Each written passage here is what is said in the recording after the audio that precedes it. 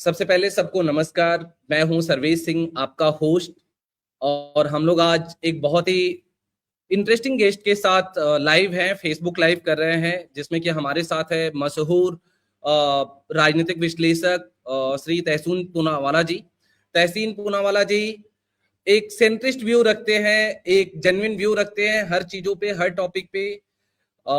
लोग उनको सुनना पसंद करते हैं, बहुत सारी चीजों पे वो बेबाकी से अपनी बात को रखते हैं। तो आज उनसे हम जो बात करने वाले हैं, जो महंगाई बढ़ रही है उस पे, जो पक्ष और विपक्ष का एक बातों के जरिए इस महंगाई पे जीत पाने का या उसको रखने का जो चल रहा है उस पे, और नीट पेपर जो लीक हुआ था, क्योंकि उस पे हमें नहीं लगता है किसी ने उतने बेबाकी से बात रखी थी। तो इन सारी मुद्दों पर बात करने के लिए आज हमारे साथ है तहसीन पूनावाला जी। तहसीन जी, आपका बहुत बहुत स्वागत है। बहुत बहुत धन्यवाद आपका, आपने समय दिया, क्योंकि आपका समय बहुत कीमती है हमारे लिए, तो बहुत बहुत धन्यवाद। सबसे पहले जो ये कन्वर्सेशन चल रहा है, जेनरिक कन्वर्सेशन, जो महंगाई बढ़ी है, अगर पिछले 10 दिनों में देखा जाए, 11 दिनों में, क्योंकि मैं द हिंदू पढ़ रहा था और उसमें लिखा हुआ था कि पिछले 11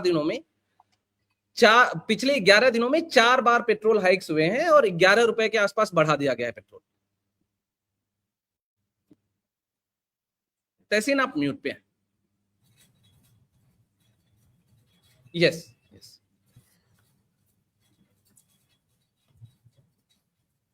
तहसीन, आपको आवाज आ रही है मेरी? हाँ, तो जो मैंने पूछा था, हाँ, तो आप, जो मैंने पूछा था कि जो महंगाई चल रही है पिछले 11 दिनों में, लगभग 10 रुपए के 7 रुपए के आसपास पेट्रोल का प्राइस बढ़ा है। 4 बार में बढ़ाया गया है उसको। एक तरीके से जो टर्म है स्वीट पॉइजन, कि धीरे धीरे देना है, बताना नहीं है, कोई ज्यादा शोर शराबा करने की जरूरत नहीं है, काम कर लो अपना। तो इसको किस तरीके से आप देखते हैं? क्योंकि पक्ष कहता है नहीं, सब कुछ अच्छा है, महंगाई तो होनी है, विदेशों में बहुत ज्यादा बढ़ रहा है, हम तो कम बढ़ा रहे हैं। और विपक्ष कहता है कि नहीं, ये तो एकदम से बुरा समय आ गया है, एकदम से डराने की कोशिश कर रहा है। रियलिटी क्या है? आप अपने लेंस से इस महंगाई को कैसे देखते हैं? जब सरकार कहती है कि महंगाई बढ़ रही है, हम नहीं बढ़ा रहे उस रफ्तार से जितने विदेश में बढ़ा है। जिन मुल्कों का जिक्र करते, दो चीज, उन मुल्कों का पर कैपिटा इनकम क्या है, भारत का क्या है, और दूसरी चीज, उन्हीं मुल्कों में जब कोविड की समस्या आई थी, जब कोविड में क्रूड ऑयल का दाम, कच्चे तेल का दाम -$10 प्रति बैरल था, तब वहां पे क्या दाम था, और भारत सरकार ने कोविड के वक्त दाम बढ़ाया था।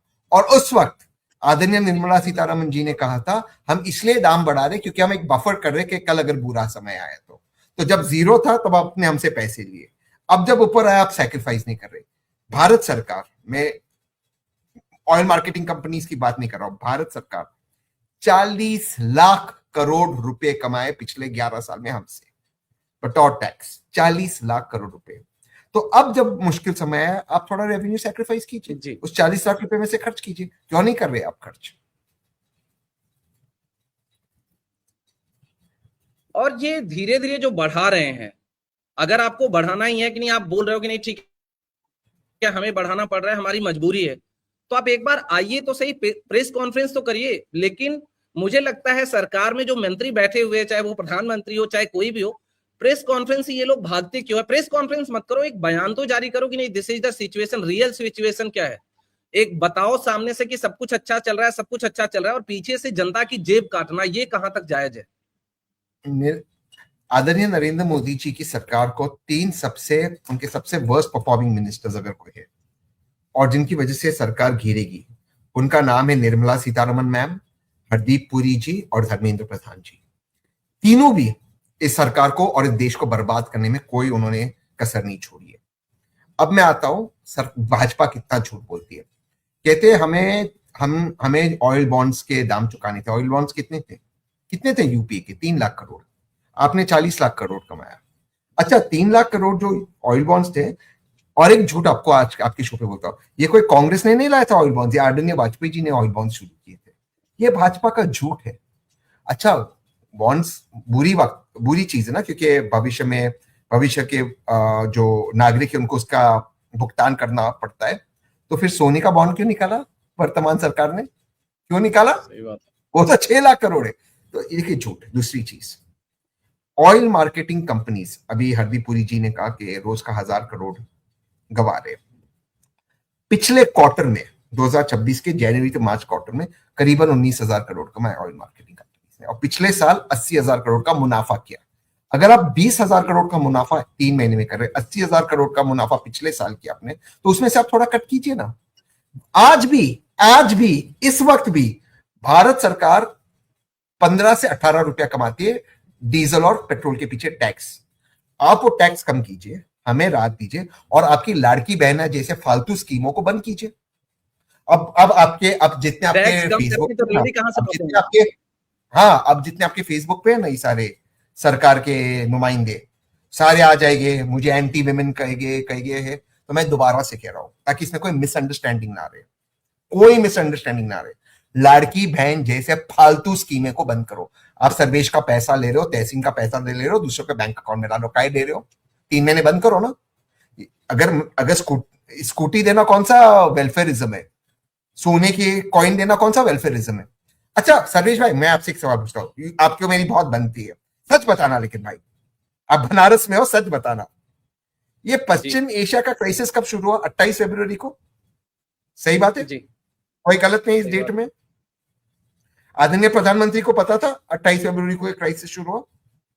जी, पता ही पूरी होगा, दुनिया को पूरी दुनिया को हमको पता भी था। पता था। हाँ? तो फिर भाजपा बिहार के, तो भाजपा बंगाल के चुनाव में, आसाम के चुनाव में, केरलम के चुनाव में, तमिलनाडु के चुनाव में, पुडुचेरी के चुनाव में फ्री एलपीजी की कई योजना बता रही थी। काय बना रहे थे फ्री एलपीजी की योजना? आप तो बताते कि आप दूसरों से अलग है। काय दे रहे थे फ्री एलपीजी? आप फ्री एलपीजी दो, आप लाड़की बहना दो, आप सोना दो, आप स्कूटी दो, और हम यहाँ बैठे टैक्स पे टैक्स भरे, टैक्स पे सेस भरे, गाड़ी पे टैक्स भरे, उस पे जीएसटी भरे, रोड पे टैक्स भरे। हम क्या हम क्या घंटी के कोई भी आकर बजाकर चला जाएगा? हमें क्या मजाक लगा के हाँ, रखा तो है टैक्स सरकार ने? पेयर भारत के वैसे ही है सर, हम एक्सेप्ट करें ना करें, हम लोग भारत के जो टैक्स पेयर हैं वो, उनका जो कीमत है वो घंटे से भी कम है, उनको कोई भी बजाता है और कुछ भी नहीं मिलता उसके बदले में। अरे घंटे में भी थोड़ी इज्जत होती है, अब थोड़ा घंटा प्यार से, हम उससे भी गे गुजरे हैं, मैं बता रहा हूं, कोई भी बजा के। अच्छा आज मैं देख रहा था, आदरणीय राम रहीम जी फिर से जेल से बाहर निकले, फिर से हरियाणा की सरकार ने छोड़ दी। मोदी जी का सपना पूरा कर रहे थे राम रहीम जी। ऐसे गाड़ी का कारवा, कितने मंत्रियों ने अपने गाड़ी का कारवा बंद किया?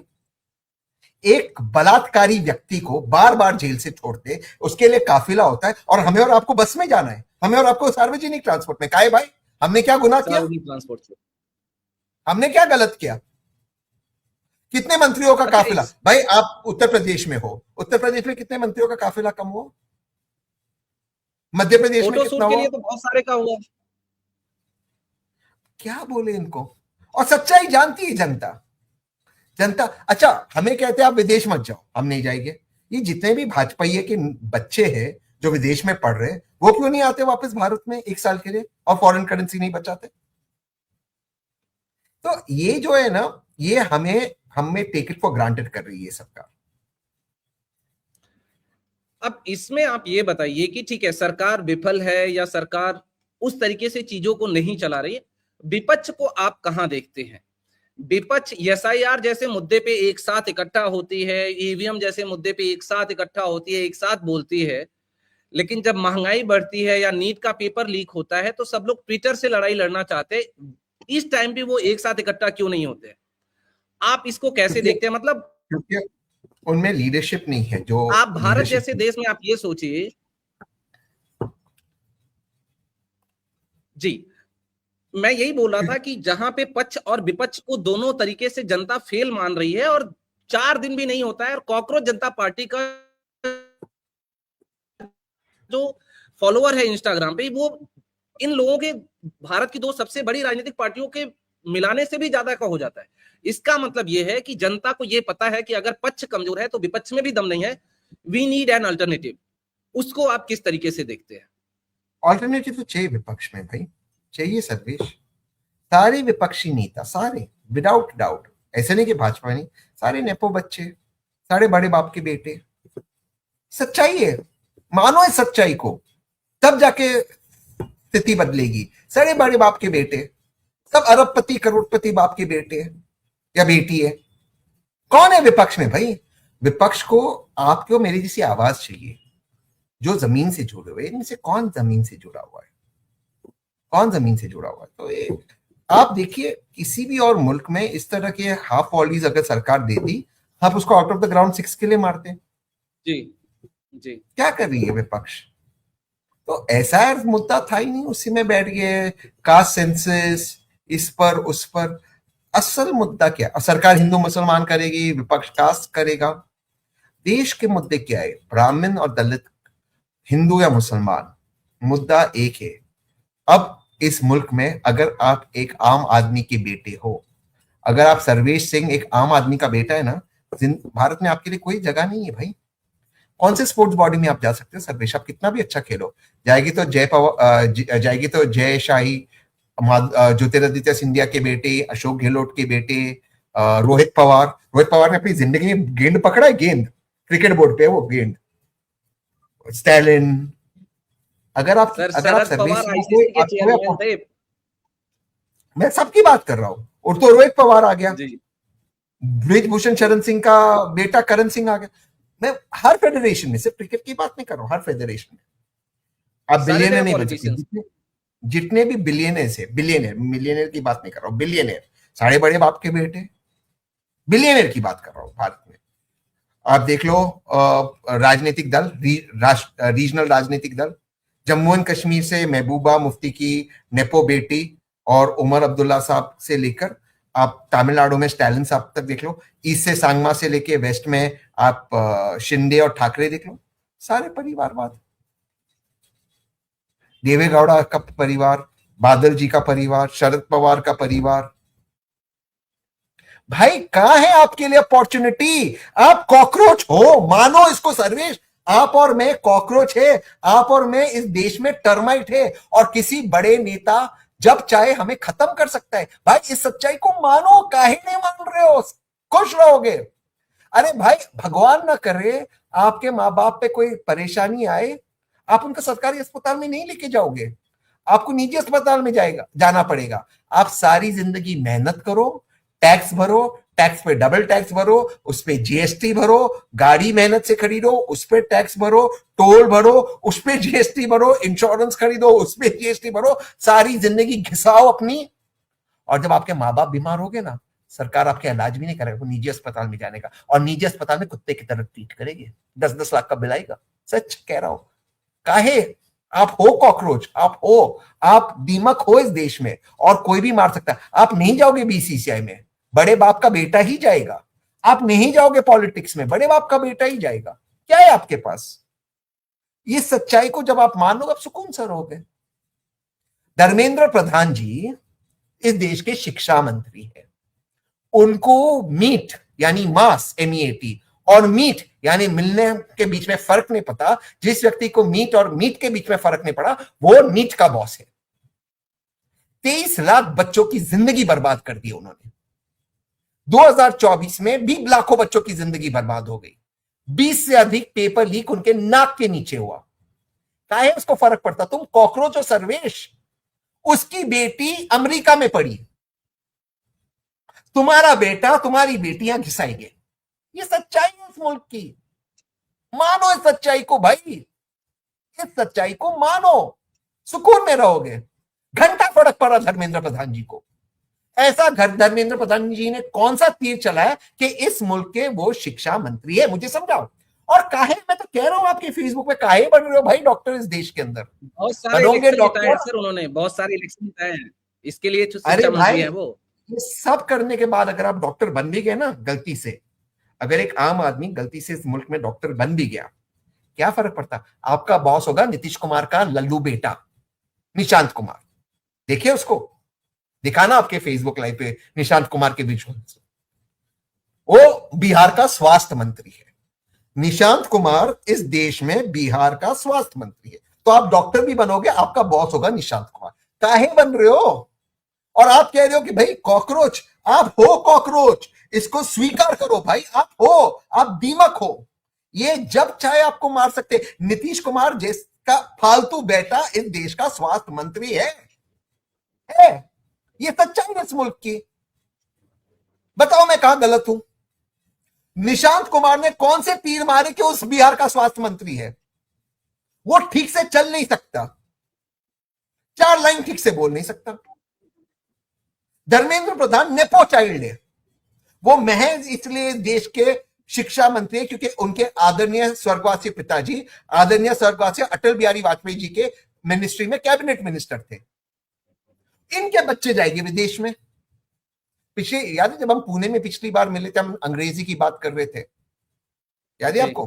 ये सबके बच्चे अंग्रेजी में पढ़ते, सबके बच्चे अंग्रेजी में पढ़ते, टॉप यूनिवर्सिटी में पढ़ते। वहां पेपर लीक नहीं होता भाई, पेपर लीक यहां होता है, आपकी जिंदगी बर्बाद होती है।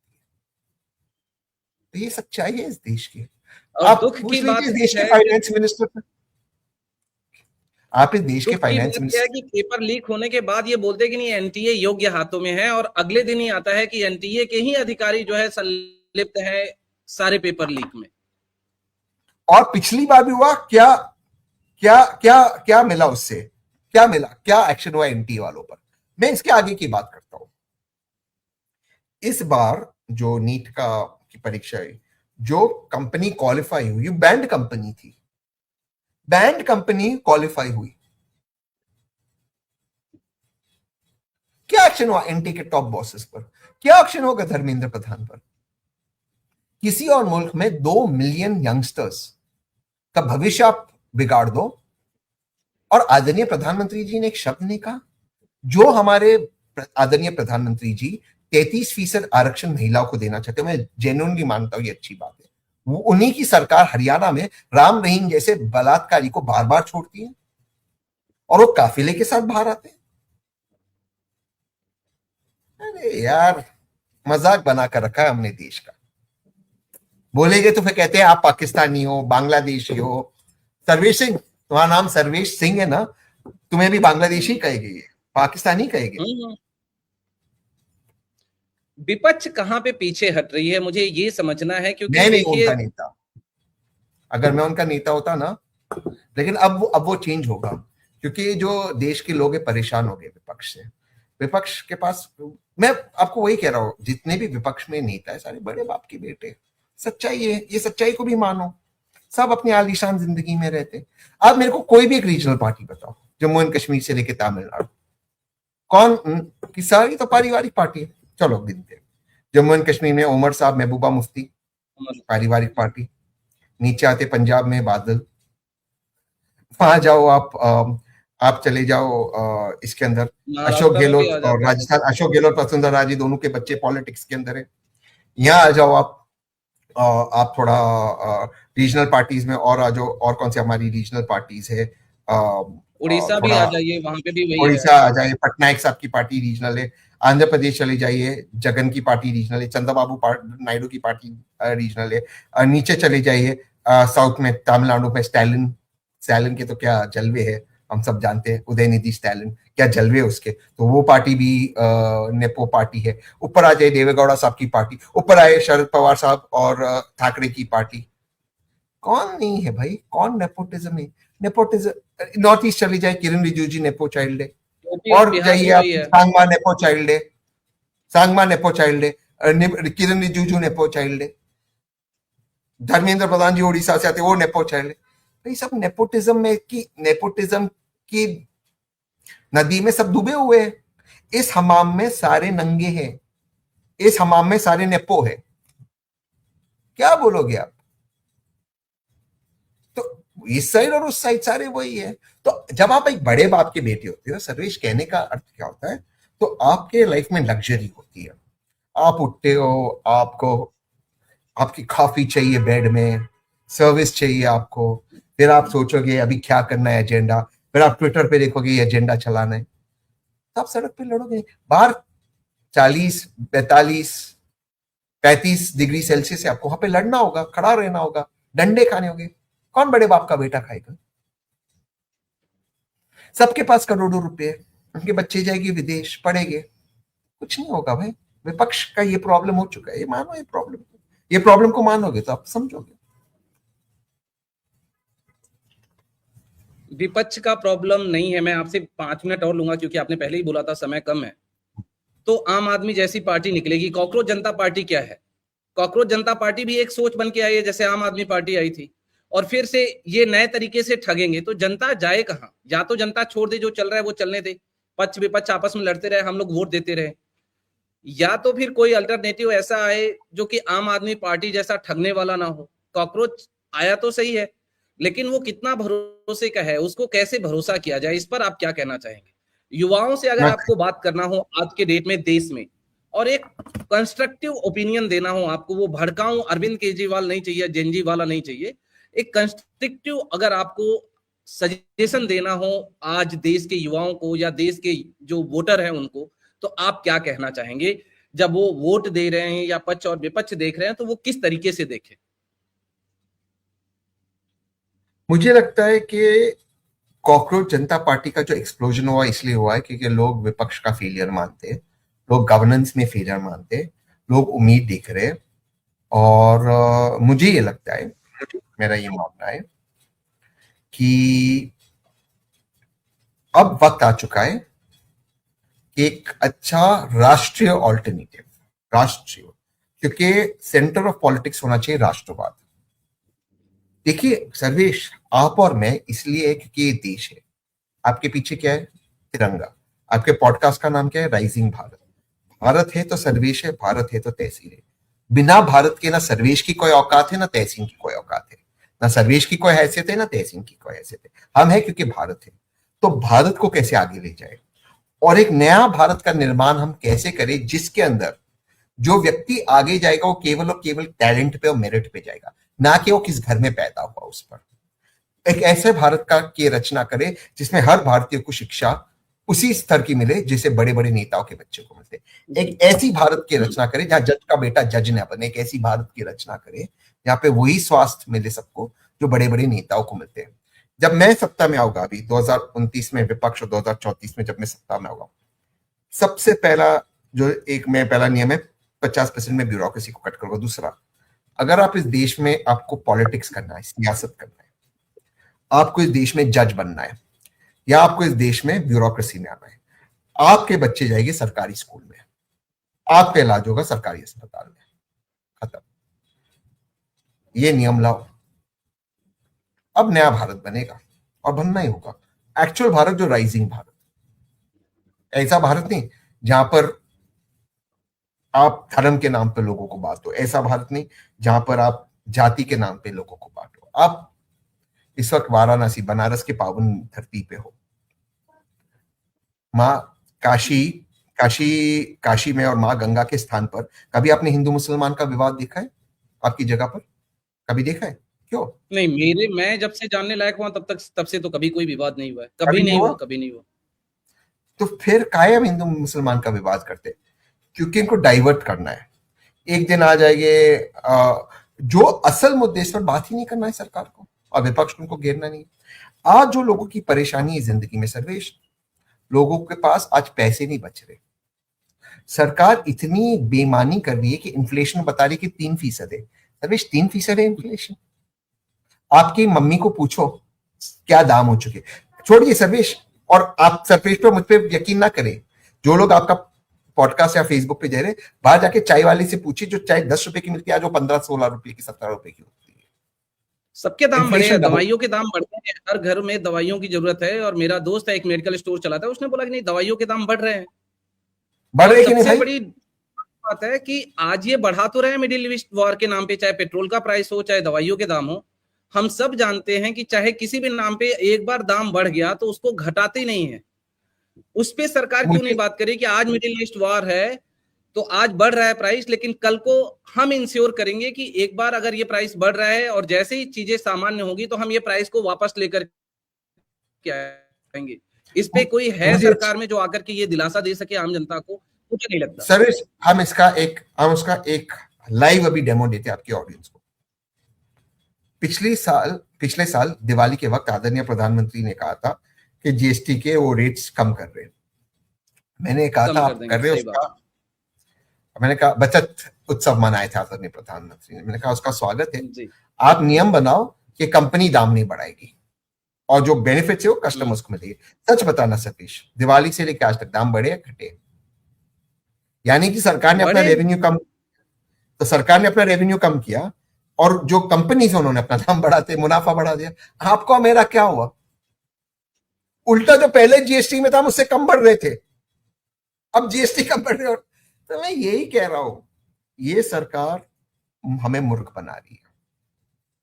सरकार का जाना जरूरी है, इस सरकार को हटाना जरूरी है, और विपक्ष में हमें ऐसे लोगों की जरूरत है जो एक होकर इस सरकार से सवाल पूछे, और सरकार से जो सवाल पूछे देश हित में पूछे कि देश हित में आप ये चीजें काहे कर रहे हो। तो ये जानना। एक आपको मैं और उदाहरण के साथ अपनी बात समाप्त करता हूं। चीन के पास 1 बिलियन बैरल कच्चे तेल का स्टोरेज है, 1 बिलियन। तो तेल के लिए आपको इंफ्रास्ट्रक्चर बनाना पड़ता है, क्योंकि तेल अगर आएगा तो आपको स्टोर करना पड़ता है। वो सारा इंफ्रास्ट्रक्चर उन्होंने पिछले 11 साल में बनाया। हमने कितना बनाया? कितना बनाया?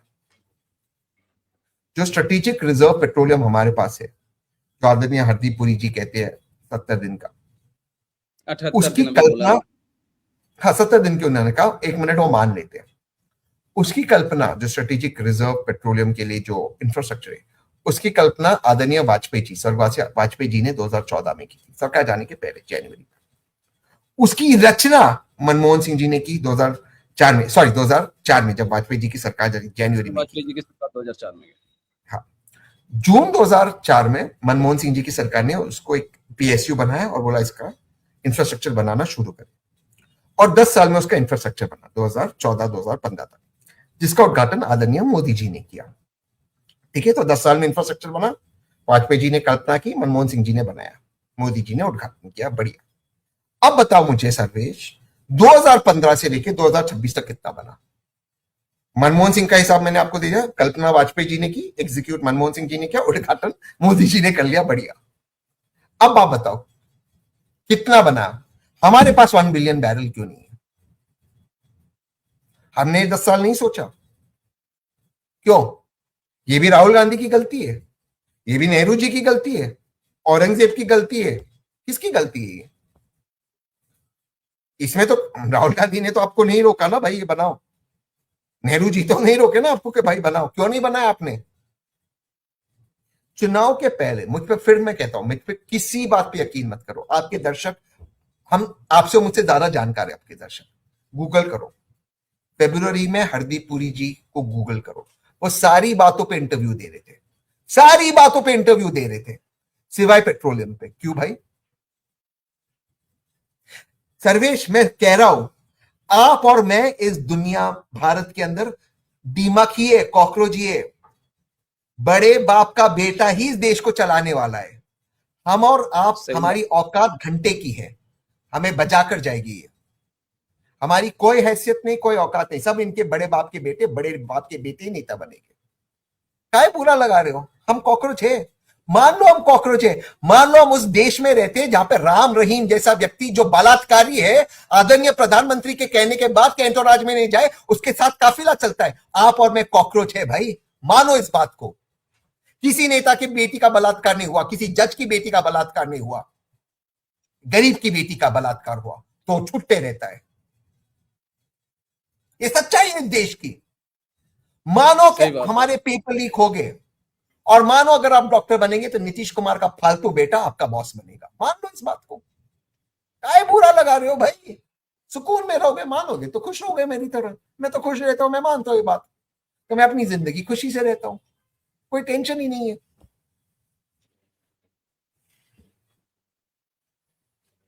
नहीं, अभी तो मानने वाली बात तो नहीं है। देखिए, वो आप भी जानते हैं कि नहीं, आप खुश तो हैं, कहने को खुश है, लेकिन लड़ाई आप भी लड़ रहे हैं। हम सबको एक कलेक्टिव लड़ाई लड़नी होगी, और हमें अपनी आवाज खुद उठानी पड़ेगी, चाहे सरकार हो चाहे विपक्ष हो, किसी को नहीं पड़ी है। जो आपने बोला कि सबके बेटे और बेटियां सुखी है, उन्होंने इतने धन अर्जित कर लिए कि उनको ये लड़ाई लड़ने की या सोचने की जरूरत नहीं है। पेट्रोल 100 हो चाहे 500 लीटर हो, उनके काफिले में उतनी ही गाड़ियां रहेंगी जितनी 2 साल पहले थी, शायद उससे 2-4 गाड़ियां और बढ़ जाएंगी। लड़ाई हमें लड़नी है कि हमारे काफिले में भले गाड़ियां ना हो, कम से कम एक गाड़ी जो हो उसको हम ठीक से चला सके, अपने बूढ़े माँ बाप की दवाइयों का खर्च उठा सके, अपने घर परिवार को अच्छे से रोजी रोजगार और शिक्षा दे सके। उसके लिए हमें, आपको और बहुत सारे युवाओं को अपनी आवाज उठानी पड़ेगी। और तभी जाकर के मुझे लगता है कि देश की नैया जो है सही तरीके से आगे बढ़ेगी। अदरवाइज तो भगवान भरोसे चल ही रहा है सब। बिल्कुल, भगवान भरोसे ही चल रहे, भगवान है, महादेव है, तो देश पे उनकी कृपा है। महादेव। आप बनारस की भूमि पे हो, महादेव की भूमि पर हो, वो है तो इसलिए इस देश पे कृपा है, वरना तो कब के हम छूट गए होते पीछे। मैं सच कहता हूँ। क्या है हमारा क्वालिटी ऑफ गवर्नेंस? किसी चीफ जस्टिस ने, आदरणीय चीफ जस्टिस ने, कंटेम्प्ट लग जाएगा इसमें, कॉकरोच कह देते बेरोजगार लोगों को। सोचिए ना भाई, सोचिए ना, मतलब आप किसी, मैं उनको व्यक्तिगत नहीं कह रहा हूं, मैं कह रहा हूं किसी बड़े बाप के बेटे को नहीं कहोगे ना कॉकरोच, किसी अरबपति के बाप बेटे को नहीं कहोगे ना कॉकरोच, क्योंकि अरबपति का बेटा है, बेटी है ना, कितना भी छिछोरापन करे उसको नहीं करोगे। पैसा है तो कॉकरोच नहीं होता। हार्दिक पांड्या जैसा छिछोरा जो छिछोरापन करता है क्रिकेट फील्ड पे, उसको कॉकरोच थोड़ी कोई कहेगा कि करोड़ों रुपए है। कॉकरोच टॉपर में है भाई, कोई भी बोल देगा मैं कॉकरोच, झिंगट, क्या क्या क्या और भी बोल दो मैं, है बकरा ही बोल दो, अब बकरा भी बोल दो मैं, वही हम है वो, तो है मानो ही। उसको। कैसे? क्योंकि क्योंकि सुप्रीम कोर्ट भी देख लीजिए, बड़े आदर से जज के बेटे ही जज बनते, पीसी से देखे नेता के बच्चे ही आते। चलो मैं बीजेपी का आलोचना करता हूँ, ये रोहित पवार कौन सा क्रिकेट खेलता, कौन सा क्रिकेट में एक्सपर्ट है वो बीसीसीआई में? जितेंद्र अवार्ड कौन सा है? अरे यार ये सारे इनका अब यही है, यही जाएगी, इनका ही क्लब है, इन्हीं का बिलियनर क्लब है हम जो है। लेकिन ये देश वापस लेना इनसे। अब ना मैं एक ऐसे, मुझे अब किसी से डर नहीं लगता, अब मैं बोलने वाला, मैं बोल रहा हूँ अब खुला होकर, क्या साला देश वापस लेना, अपना देश है यार, इस देश के लिए अब करना है तो देश के लिए करेंगे, इनके लिए यार।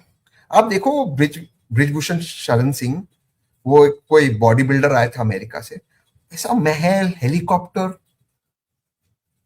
एमपी के घर पे हजारों गाड़ी के काफिले, और ऐसे खुले में दिखा रहे। कहां से ये पैसे आते? आप क्यों मेरे सिख यार, और उसको आप बता रहे हो ऐसी लैविश जिंदगी। एक एक मिनिस्टर देखो, आखिर देखिए महाराष्ट्र में एक एक मिनिस्टर, बड़े बड़े बंगले। उत्तर प्रदेश में देखिए, आप तो जानते हैं, आप उत्तर प्रदेश में एक एक मंत्री देखिए, क्या क्या उनके पास पैसे हैं, महल है महल। जनता जाति और धर्म के नाम पे आरक्षण लेने के लिए, मंदिर बनवाने के कौन लिए, मस्जिद बनवाने के लिए। हिंदू मुसलमान में मेरे को बताओ कौन से बड़े हिंदू नेता, अगर मैं सच पूछता हूँ सर्वेश, मैं उस दिन भी आपको पूछा, अगर हिंदू धर्म खतरे में है तो भाजपा के नेता के बच्चे त्रिशूल लेकर जमीन पे क्यों नहीं है? और इस्लाम खतरे में है तो ओवैसी के बच्चे तलवार उठाकर क्यों के जमीन पे नहीं है? गरीब के बच्चे क्यों है? अगर मराठी भाषा खतरे में है तो राज ठाकरे के नेपो बच्चे क्यों जमीन पे लड़ नहीं रहे? वो क्यों 5 स्टार होटल में, oh my God, this is so good, I love the drink, वो क्यों पार्टी कर रहे? और गरीब के बच्चे क्यों गरीबों को मार रहे? सोचो इसको, सोचो इस पर, क्योंकि घंटा कोई खतरे में है, खतरे में इनकी राजनीति है, ये सच्चाई है, इसको मानो भाई।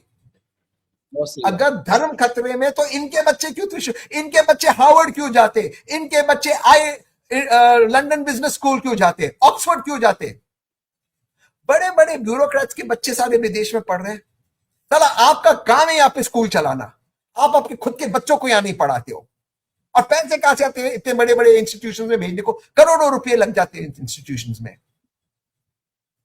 ये सच्चाई है। जाति के नाम पे लड़ाओ, धर्म के नाम पे लड़ाओ, भाषा के नाम पे लड़ाओ, लिंग के नाम पे लड़ाओ, पर लड़ाओ ताकि आप मालिक बनो। वो कहानी थी ना, बंदर दो बिल्लियों को लड़ा था, खुद तमाशा दिखता है। हम उससे भी गए गुजरे, हम बिल्ली से भी गए गुजरे, ये तमाशा देख रहे हैं, और हम पागलों की तरह धर्म पे लड़ रहे। मुझे बताओ सर्वेश सिंह, तहसीन पुनाला, तुम्हारे मेरे बीच में कभी कोई धर्म की बात आई है? कभी कोई जाति की बात आई है? कभी नहीं है, कभी नहीं है। कभी और ऐसा नहीं कि मैं 1 साल से बहुत बाहर रहा, वहां पे भी नहीं हुआ कि नहीं, वहां पे भी कभी कोई ऐसी डिस्कशन हो या यहाँ पे हो, कभी नहीं होता है। हम तो अपने काम में बिजी हैं, तो हमें तो कभी धर्म की पड़ी नहीं है। हमें तो धर्म अपना, मैं अपना धर्म निभा रहा हूँ, आप अपना धर्म निभा रहे हो। और मैं आपके त्योहारों में शिरकत करता हूं, आप मेरे त्योहारों में आते हो। क्या इसमें कौन सा रॉकेट साइंस है? कौन सा रॉकेट साइंस है इसके अंदर? बताओ मुझे। नहीं, जनता को समझना होगा, क्योंकि जो आपने बोला कि ये कोई धर्म खतरे में नहीं है, कोई जाति नहीं खतरे में, इनकी राजनीति खतरे में है, और उस राजनीति को बचाने के लिए हमें बता रहे कि हम खतरे में है, जबकि ऐसा कुछ है नहीं। हम खतरे में है, 150 रुपया पेट्रोल होने वाला है। हम खतरे में क्योंकि डॉलर के मुकाबले रुपया कमजोर हो रहा है। हम खतरे में क्योंकि हम अपने माँ बाप का इलाज नहीं करा सकते। हम खतरे में क्योंकि पेपर लीक हो रहे, इससे हम खतरे में है, और किसी वजह से हम खतरे में नहीं है। कोई इमेजिनरी खतरा नहीं है। मुझे सर्वेश सिंह से आज तक मेरी जिंदगी में डर नहीं लगा ना सर्वेश को तहसीन से लगा उसकी जिंदगी में डर। पर सर्वेश और तहसीन को दोनों की मिलती फटती है कि पेट्रोल के दाम 150 हो जाएंगे, इससे फटती है, दोनों की फटती है। सर्वेश और तहसीन की एक दूसरे से नहीं फटती, दोनों की मिलकर फटती है 150 रुपए के पेट्रोल से। यह सच्चाई है इस देश की। ये सच्चाई है।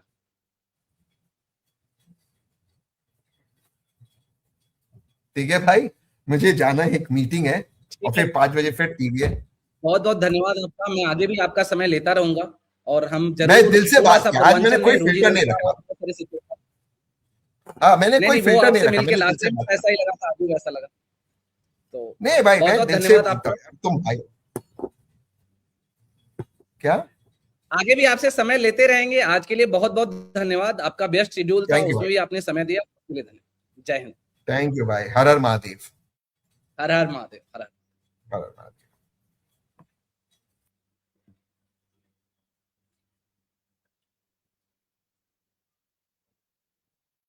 अगर आपने ये लाइव स्ट्रीम देखा है, और अगर आपको लगता है कि नहीं, जो मुद्दे डिस्कस किए हमने, या जो बात विचार रखा तहसीन ने, या मैंने जो चीजें पूछी, उससे आप सहमत हैं, या आपके कुछ प्रश्न या सुझाव हैं, तो वो हमें कमेंट में जरूर बताएं, और कोशिश करेंगे कि हम तहसीन पूनावाला या बाकी और दूसरे गेस्ट को यहाँ पर लाएं और ऐसी चीजों पर बात करें।